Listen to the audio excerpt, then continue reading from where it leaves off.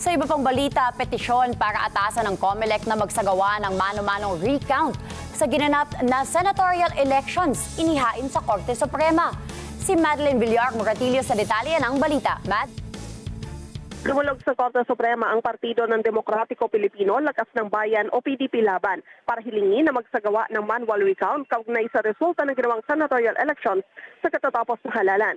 Sa kanilang motion for leave to file supplemental petition for mandamus na inihain sa pamamagitan ng kanilang abogadong si Attorney Israelito Torion, hiniling rin nila na atasan ng Korte Suprema ang COMELEC na agad ipreserba ang mga ginamit sa katatapos na halalan gaya ng physical at digital na kopya ng balota, ballot boxes, book of voters, election returns at iba pa kaugnay na dokumento.